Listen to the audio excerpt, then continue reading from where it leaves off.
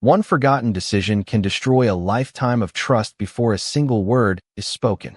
Damian Blackwood had survived hostile negotiations, corporate betrayals, and countless dangerous situations without ever allowing panic to control his judgment.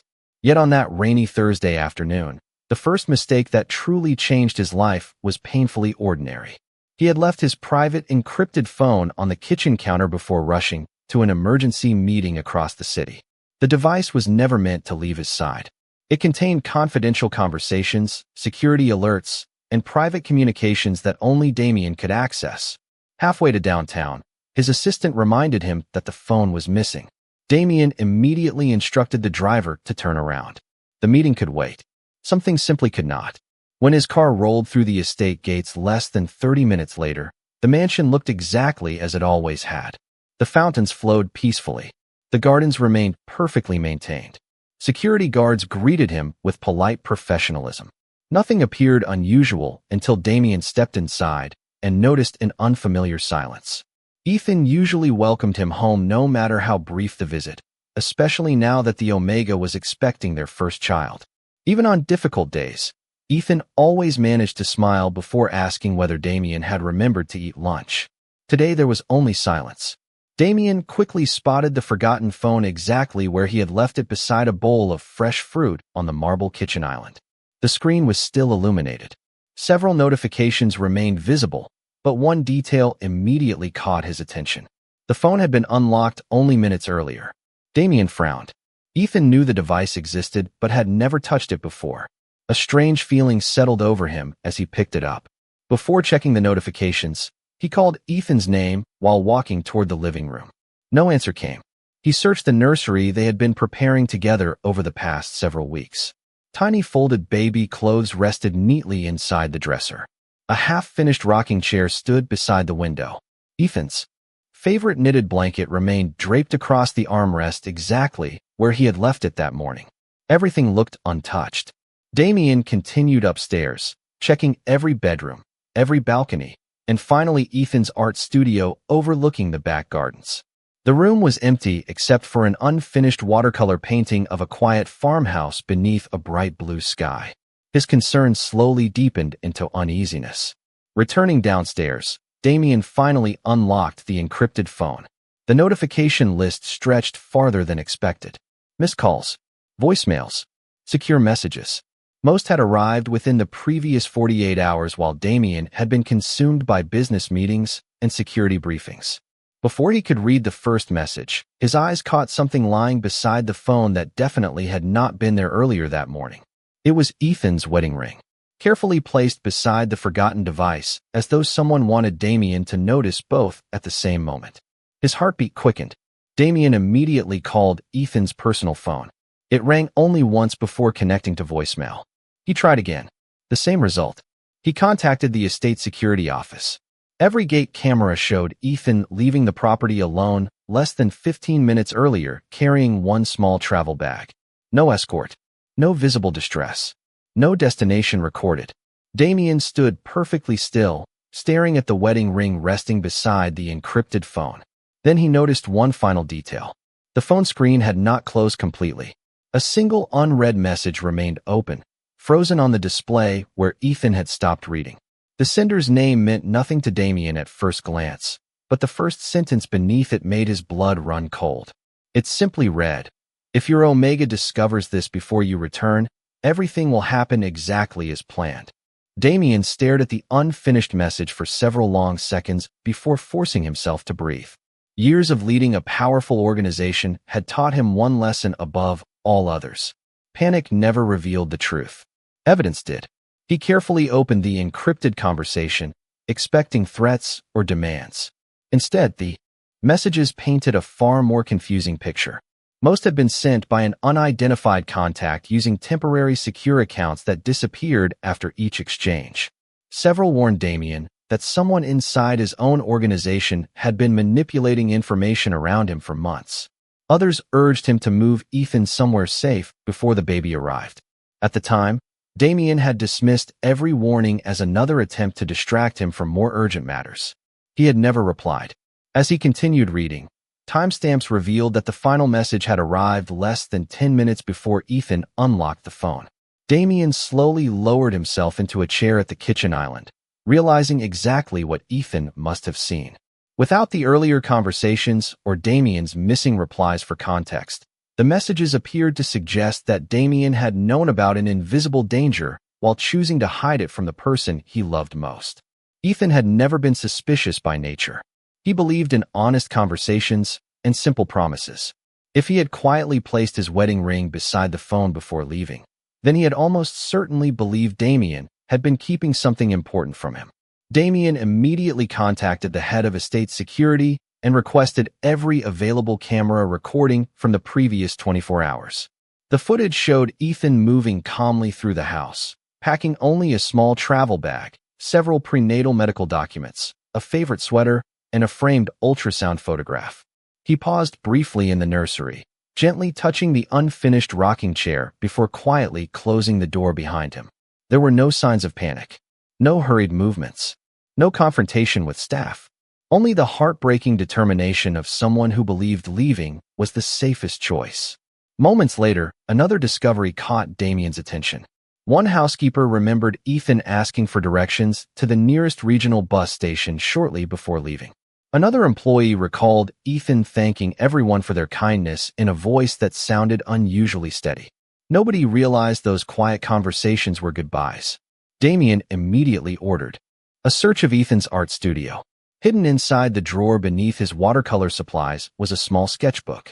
Most pages contained peaceful landscapes, baby room ideas, and gentle pencil drawings of future family vacations.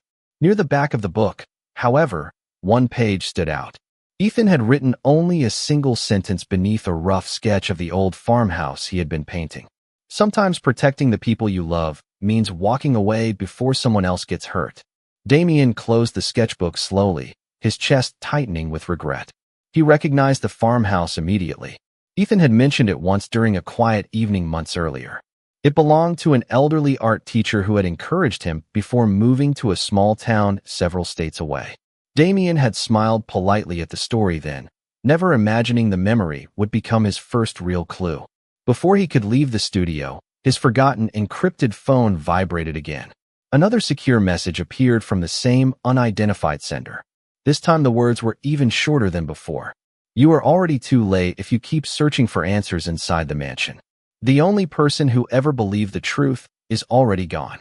Damien ignored the waiting executives, canceled every remaining meeting on his calendar, and left the estate before sunrise with only one destination in mind.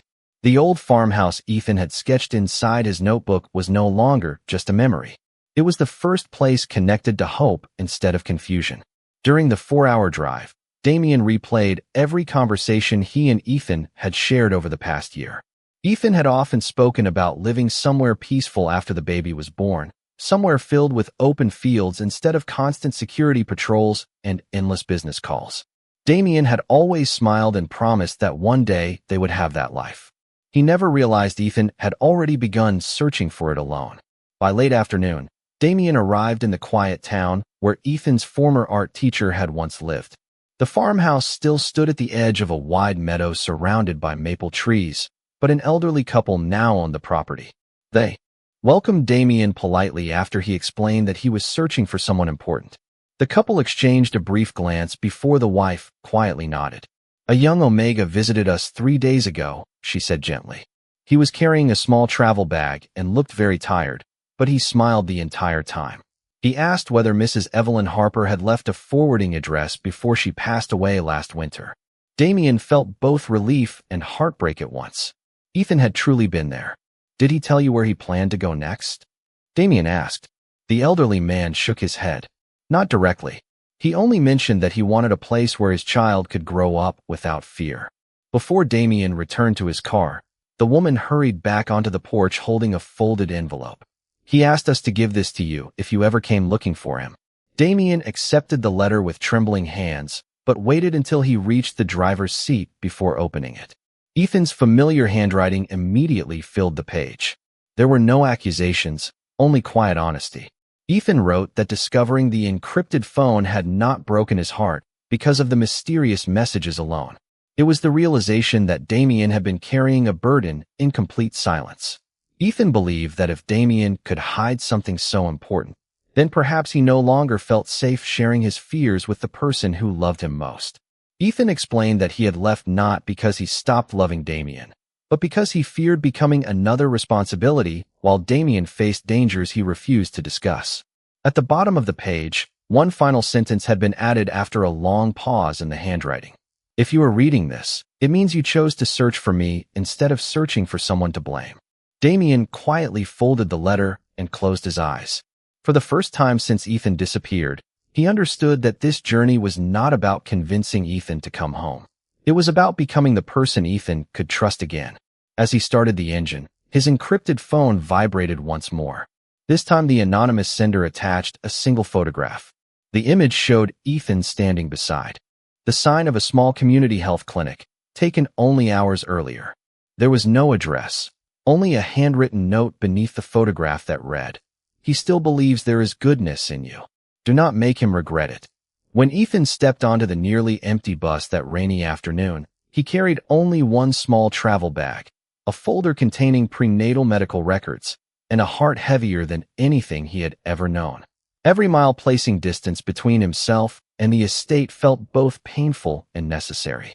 He never looked back through the window because he feared that one final glimpse of the life he loved would make him abandon the decision he believed he had to make. The encrypted phone had not convinced him that Damien was dishonest. It had convinced him that Damien had been carrying fears too dangerous to share, and if strangers already knew enough to send secret warnings, then the unborn child they had dreamed about together might already be caught inside something neither of them fully understood. Ethan refused to become another weakness that someone could exploit against the man he loved.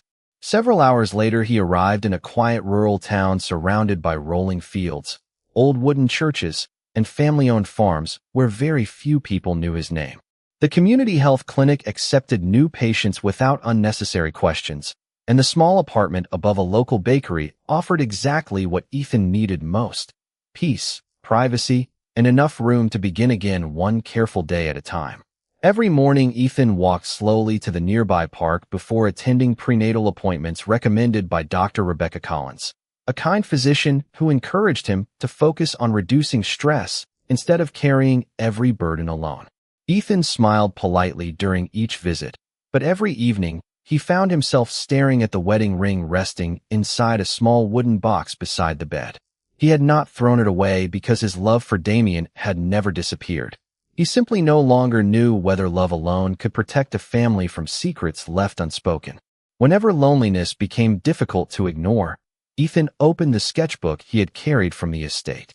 Instead of drawing expensive rooms or elegant gardens, he filled new pages with simple dreams. A child chasing butterflies through a meadow, a kitchen filled with homemade bread, a front porch where conversations lasted longer than business calls.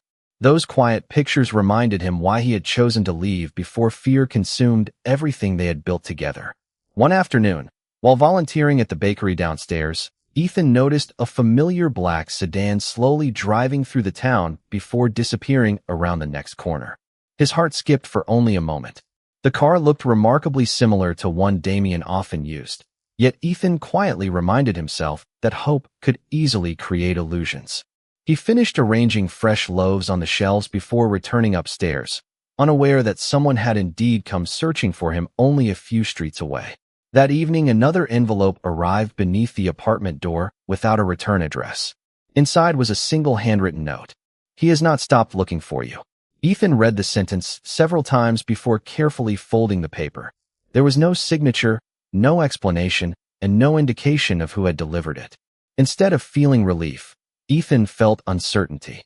He wanted to believe Damien would come because he loved his family, not because someone else had directed him toward another clue. Looking out across the quiet town beneath the golden sunset, Ethan gently rested one hand over his growing baby bump and whispered a promise that only the child could hear. If Damien truly found them, he would have to arrive carrying honesty instead of explanations, trust instead of assumptions, and the courage to build a future where no secret phone would ever speak louder than the people who loved each other. Damien returned to the estate carrying Ethan's letter inside his jacket pocket. But this time he no longer searched the empty rooms hoping Ethan might somehow walk back through the front door. Instead, he searched for the truth Ethan had believed he was hiding. He spent the next 2 days inside his private office reading every secure message stored on the encrypted phone from beginning to end. The conversations stretched back almost 6 months. Some came from trusted security consultants, while others arrived through anonymous channels that had repeatedly warned him about unusual financial transfers and confidential information leaking from inside his own organization. Damien realized something that made him close his eyes in frustration. Every warning had been directed toward protecting his family, yet he had postponed reviewing them because urgent business negotiations always seemed more important. The phone had not contained evidence of betrayal. It had contained responsibilities he had failed to address in time. As he continued reading, one particular voice message immediately stood out. It had been sent by an independent investigator whom Damien had hired months earlier after noticing irregularities in company records. The investigator explained that someone close to Damien had quietly redirected confidential reports, delayed security updates, and filtered information before it ever reached him. Most importantly, the investigator urged Damien to move Ethan to a safer location until the investigation could be completed. Damien had never heard the message because it arrived minutes before an overseas meeting, and the forgotten phone had remained locked ever since. He slowly understood the painful chain of events. Ethan had unlocked the phone, seen the warnings without knowing Damien had never read them, and naturally believed Damien had chosen silence instead of protection. The misunderstanding had been built from missing information rather than broken love. Determined to uncover everything, Damien summoned his most trusted legal advisor, Amelia Brooks, and ordered a complete audit of internal communications, financial approvals, and executive access logs. Amelia worked through the night comparing archived records with the encrypted conversations. By sunrise, she quietly placed a thick folder on Damien's desk. Several critical security reports had disappeared before reaching him. Calendar invitations had been altered. Sensitive emails had been redirected through an administrator account belonging to someone inside his executive circle. None of the evidence suggested a random mistake. Every change had created delays that kept Damien unaware of growing risks surrounding his family. As Damien reviewed the final pages, another notification appeared on the encrypted phone. Unlike the previous anonymous messages, this one included a secure attachment. It contained copies of internal authorization records showing exactly who had approved the altered communications. Damien recognized the digital signature immediately. It belonged to Victor Kane, the senior executive who had managed confidential operations beside him for nearly a decade and whom he had trusted without hesitation. At the bottom of the attachment, the anonymous sender included one final sentence. The phone was never your greatest secret. The silence surrounding it was. Damien looked toward the family photograph resting beside his desk, where Ethan smiled while holding the first ultrasound picture of their unborn child. He finally understood that recovering his family would require far more than finding Ethan. Before asking for forgiveness, he first had to remove every hidden lie that had convinced Ethan the safest place for their child was somewhere far away from the home they had built together. Damien did not confront Victor Kane the moment he discovered the altered authorization records. Years of experience had taught him that the strongest evidence came from patience rather than accusation. For 3 days, he quietly allowed every department to operate as usual while Amelia Brooks worked with an independent auditing firm to verify every financial transfer, security report, and executive approval connected to Victor's account. Each new document confirmed the same pattern. Critical information had been delayed just long enough to prevent Damien from recognizing the growing risks surrounding Ethan before the misunderstanding reached its breaking point. When the final audit arrived, Damien finally understood that Victor had never needed to create lies. He had simply allowed important truths to arrive too late. On the 4th morning, Damien invited Victor into the executive conference room overlooking the city skyline. The atmosphere remained calm. No raised voices echoed through the room. Only neatly organized folders rested across the polished table. Victor entered with his usual confidence, greeting Damien as though nothing had changed. Damien quietly slid the first folder across the table. Inside were the altered communication records. The second contained the investigator's unanswered warnings. The third showed the digital authorization logs connected to Victor's executive account. Victor studied each page carefully before setting them aside. For a long moment, neither man spoke. Finally, Victor released a slow breath. "I never expected Ethan to see the phone," he admitted quietly. Damien remained completely still. Victor continued without looking away. The investigation into the information leaks was creating uncertainty among investors. "I believe delaying those reports would give the company time to stabilize before unnecessary panic spread. Every decision I made was intended to protect the organization." Damien listened carefully before answering. "You protected quarterly reports. You failed to protect the people those reports were supposed to serve." The room fell silent again. Victor slowly removed his company identification badge and placed it beside the folders. "I understand," he replied. Independent legal counsel later confirmed that while Victor's actions violated company policy and professional responsibility, there was no evidence that he intended physical harm toward Damien or Ethan. His decisions had instead created a chain of withheld information that allowed misunderstanding, fear, and mistrust to grow unchecked. Victor accepted responsibility, resigned from every leadership position, and agreed to cooperate fully with the internal review so similar failures could never happen again. As the investigation formally concluded, Damien began restructuring every communication procedure within the organization. Emergency security alerts could no longer be delayed by a single executive. Independent verification became mandatory for sensitive reports, and family safety notifications received immediate priority over routine business matters. Yet none of those changes eased the weight Damien carried each evening. When he returned to an empty home, the nursery still waited exactly as Ethan had left it. The unfinished rocking chair remained beside the window, and the watercolor painting of the quiet farmhouse still rested inside the art studio. Every room reminded Damien that correcting policies could never replace the trust he had failed to protect.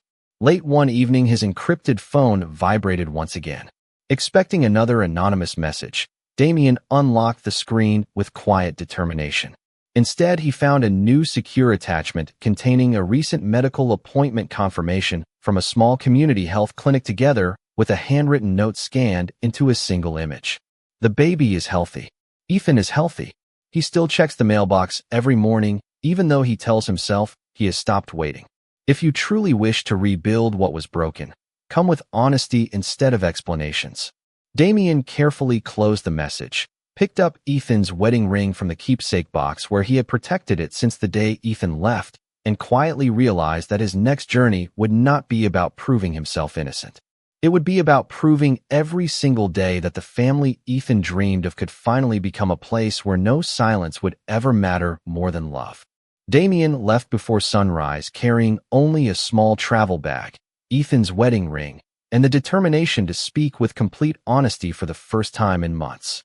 He deliberately left behind the long convoy of security vehicles that usually accompanied him everywhere, asking only one trusted driver to stop several blocks outside the quiet town where Ethan had settled.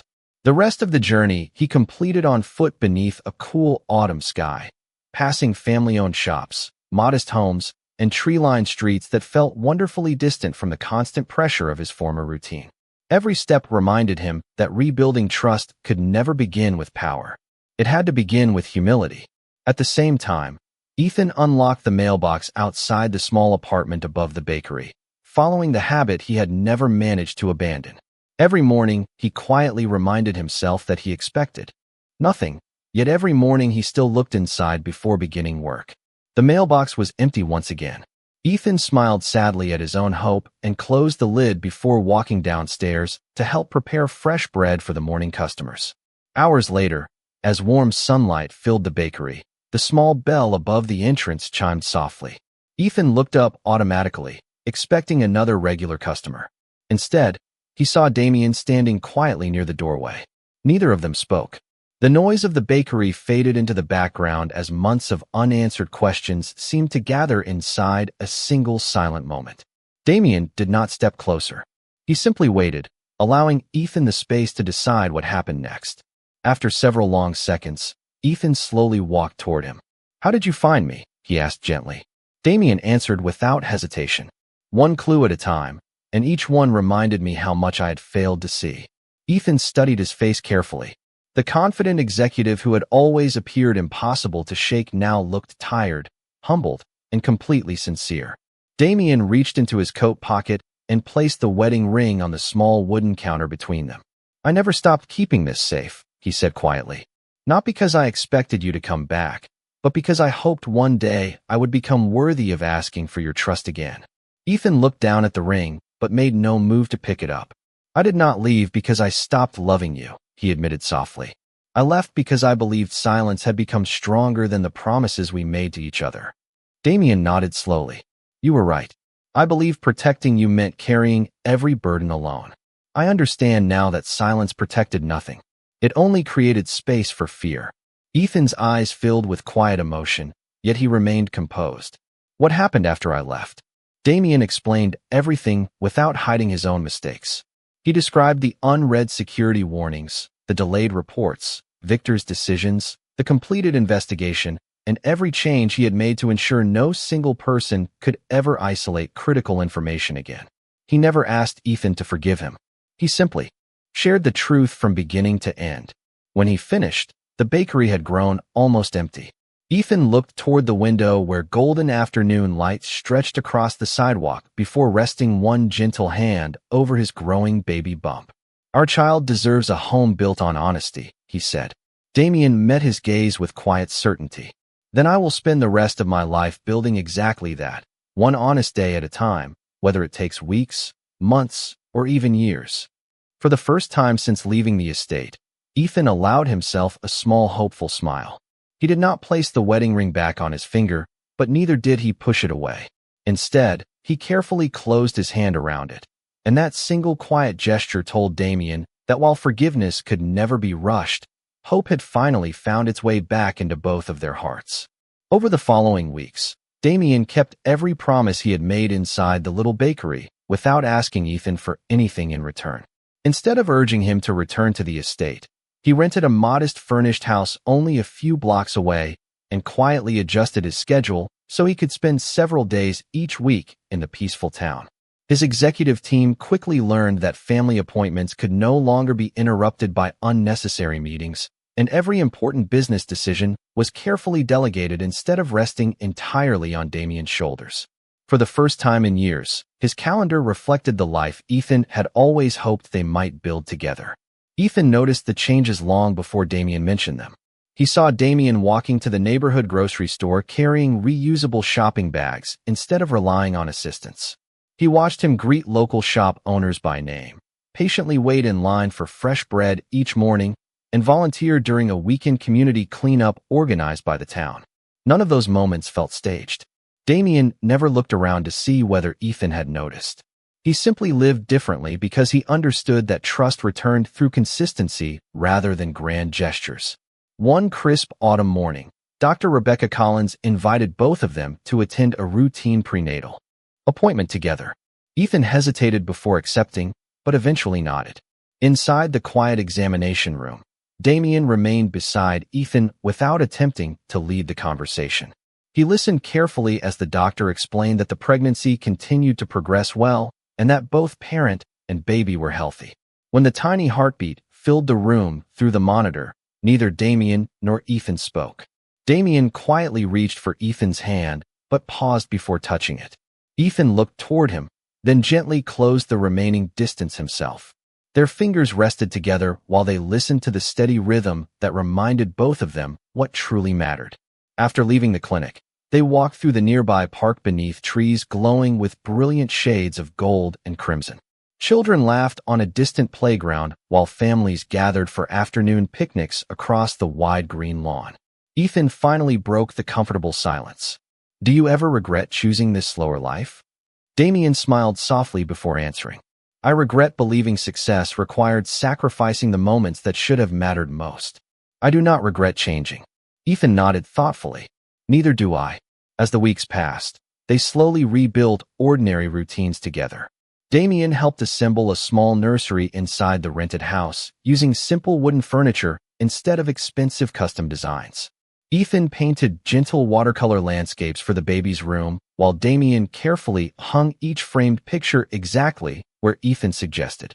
Every evening, they shared dinner at the same small kitchen table, talking openly about fears, hopes, and future plans without hiding difficult conversations behind silence.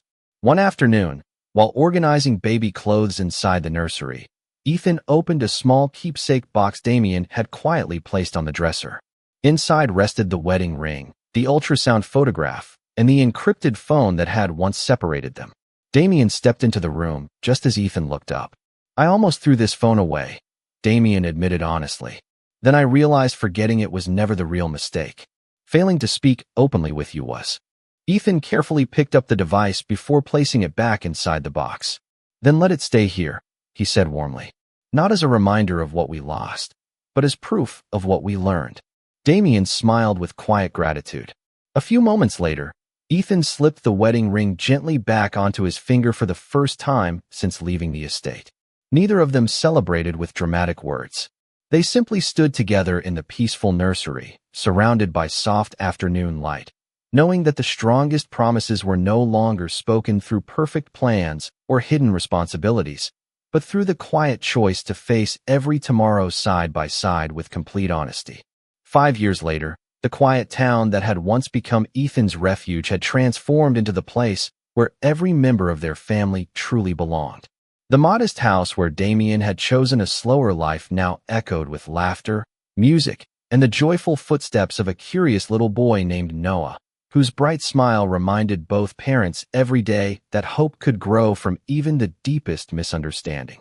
Damien still managed the company he had spent years building, but he no longer measured success by contracts or expansion plans. He measured it by family breakfasts that lasted a little longer than necessary, evening walks beneath rows of maple trees, and bedtime stories shared together before Noah drifted peacefully to sleep. Ethan continued teaching watercolor classes at the Community Art Center while filling their home with paintings inspired by ordinary moments that had once seemed too simple to appreciate. Their happiest memories were no longer dramatic victories, but quiet afternoons spent together without secrets. One rainy Saturday, while searching for old craft supplies in the hallway closet, Noah discovered a small wooden keepsake box tucked safely onto the highest shelf. Carrying it carefully into the living room, he looked at his parents with wide, curious eyes. "Can I open it?" he asked. Damien and Ethan exchanged warm smiles before nodding together. Inside rested 3 familiar objects that neither of them had touched for years. The wedding ring Ethan had temporarily left behind before returning home. The first ultrasound photograph they had framed together after rebuilding their trust. And finally, the encrypted phone that had unknowingly changed the direction of all their lives. Noah picked up the phone first, turning it over in his small hands before laughing.